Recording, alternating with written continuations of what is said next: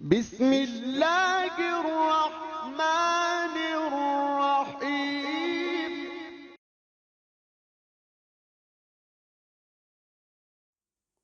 نحمدہ و نصلی علی رسولہ الکریم، اما بعد، فاعوذ باللہ من الشیطان الرجیم۔ میں ہوں پروفیسر حکیم اسحاق سلطان اور اپنے یوٹیوب چینل سے آپ کو خوش آمدید کہتا ہوں۔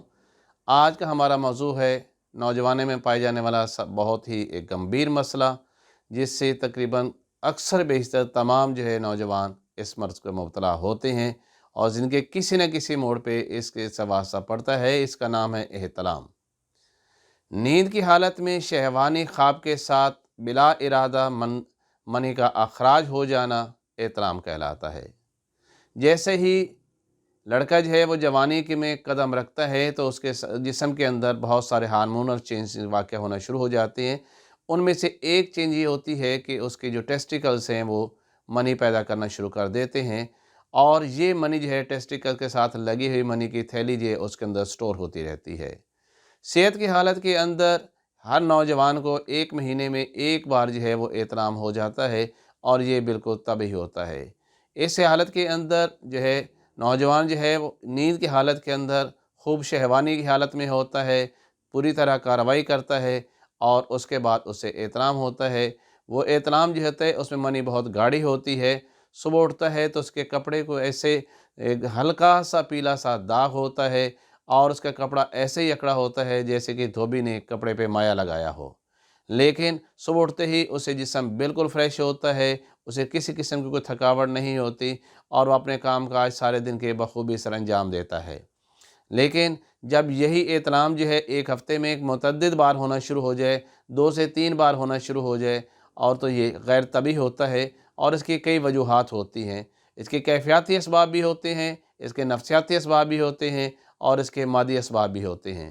کیفیاتی اسباب سے مراد یہ ہوتا ہے کہ انسان وہ ایسے ماحول میں رہے جسے ہم خشک اور گرم ماحول کہتے ہیں۔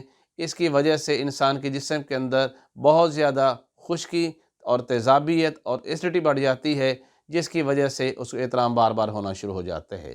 نفسیاتی طور پہ یہ ہے کہ وہ ہر وقت وہ شہوانی خیالات کے اندر وہ غرق رہنا، محبوبہ سے فون پہ باتیں کرتے رہنا، پران موویز کا دیکھنا، اس طرح فاش قسم کی تصاویر دیکھنا، غلط قسم کے رسائل کو پڑھتے رہنا، جس کی وجہ سے اس کے شہوانی خیالات وہ بہت زیادہ ابھر جاتے ہیں، اور نتیجہ یہ ہوتا ہے کہ اسے بار بار احتلام ہونا شروع ہو جاتا ہے۔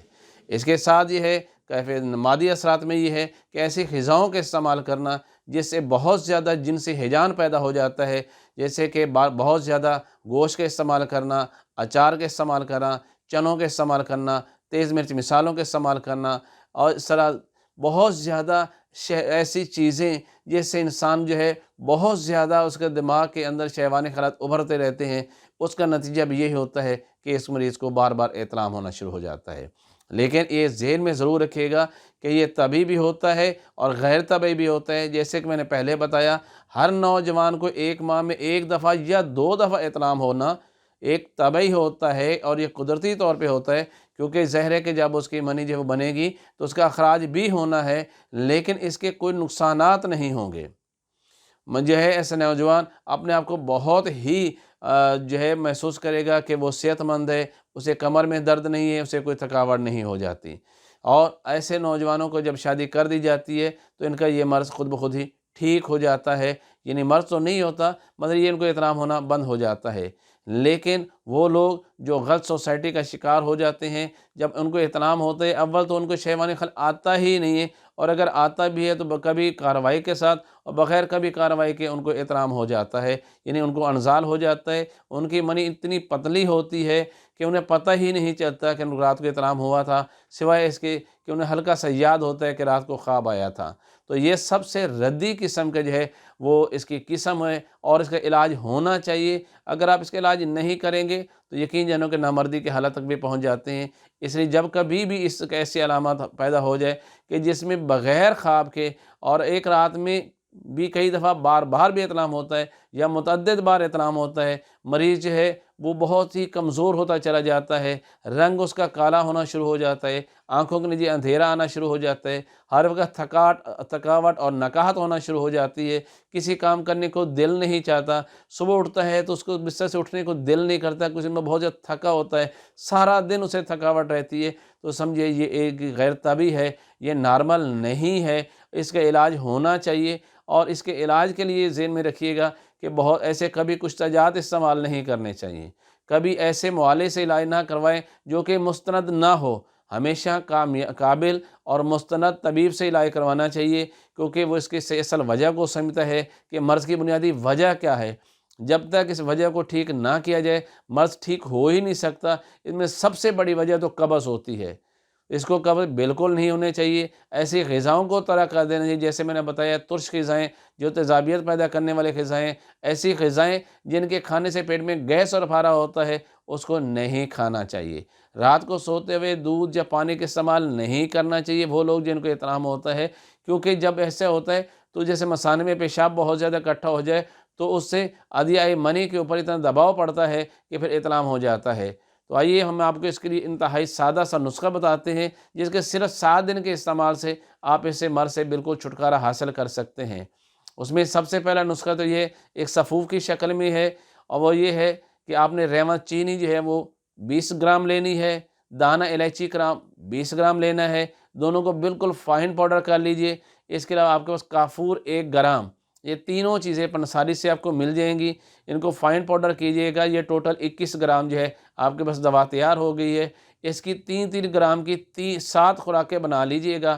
ایک خوراک جو ہے اسے صبح خالی پیٹ 1 پاؤ دودھ اور 1 پاؤ پانی ان کو مکس کیجئے، یعنی دودھ کی کچی لسی بنا کر اس کے ساتھ صبح خالی پیٹ آپ نے لینا ہے، اور اس کے آدھے گھنٹے کے بعد آپ ناشتہ کر سکتے ہیں۔ صرف 7 دن آپ استعمال کیجئے گا تو انشاءاللہ یہ احتلام چاہے کتنا ہی پرانا کیوں نہ ہو یہ بالکل ٹھیک ہو جاتا ہے۔ لیکن ضروری ہے کہ جن چیزوں سے میں نے آپ کو منع کیا ہے، یعنی ایسی غذائیں نہ کھائی جائیں جس کی وجہ سے جسم کے اندر خشکی بہت زیادہ بڑھ جاتی ہے۔